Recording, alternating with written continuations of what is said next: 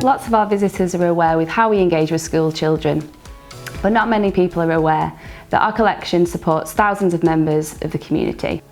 This includes older people. Lifelong learning is one of our commitments, as we know and understand that irrespective of age, health and ability, coming to the museum, handling artefacts and interacting with different environments can anchor people in the moment. It's in that moment that people can feel connected to the world and gain their voice. This is especially important for people living with dementia or experiencing memory loss, which is why we have a monthly session dedicated to supporting people with dementia and their carers. In our afternoon at the museum session, we use our collection for inspiration for many things, from music, storytelling, visual arts and creative writing. It's amazing how one small everyday object might be overlooked by one person, but for another person it's the gateway into accessing a precious memory, such as the feeling they had when they adopted their child, returning from war or dancing with their husband-to-be.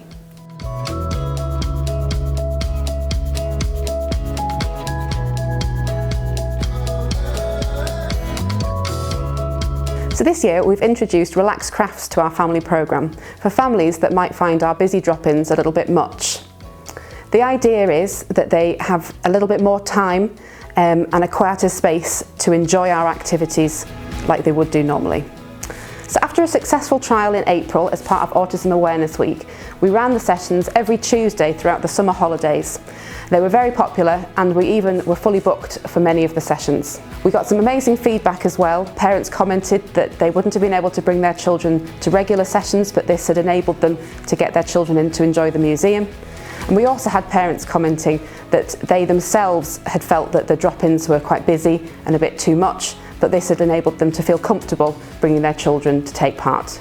This programme is part of our manifesto goal to make the museum into a third space where our community feels comfortable, supported and relaxed.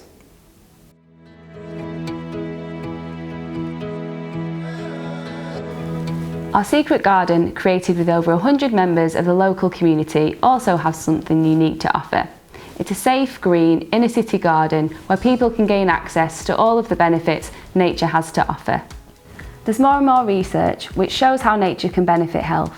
Gardening and working with nature can be a form of therapy for people living with mental health conditions, people with autism, dementia and people with sensory impairments.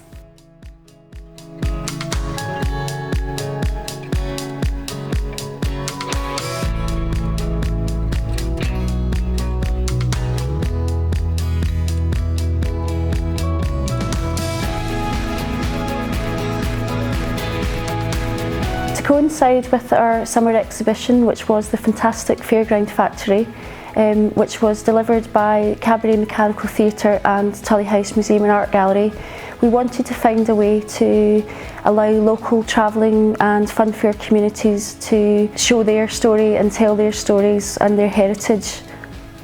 In order to fit in with our Creative Case for Diversity commitments, we wanted to not just work with a straightforward filmmaker to create a film about the families and showmanship lifestyles and the creating of a fairground. We wanted to do it with a group of people who don't often themselves get an opportunity to express themselves or let their stories be heard.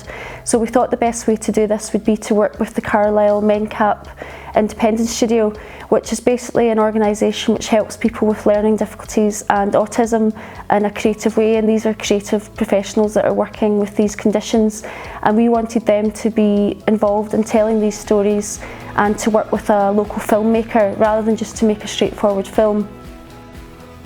The outcome of the project was a short film called Tales from the Fairground, which told the fascinating story of the Slater family, a local travelling and fairground family who have been in the industry since the 1890s.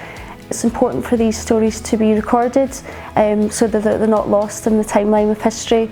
So it was a real opportunity for us to show that, but also to allow these young people's creative ideas and celebrate them in front of 14,000 people that came along to visit the exhibition.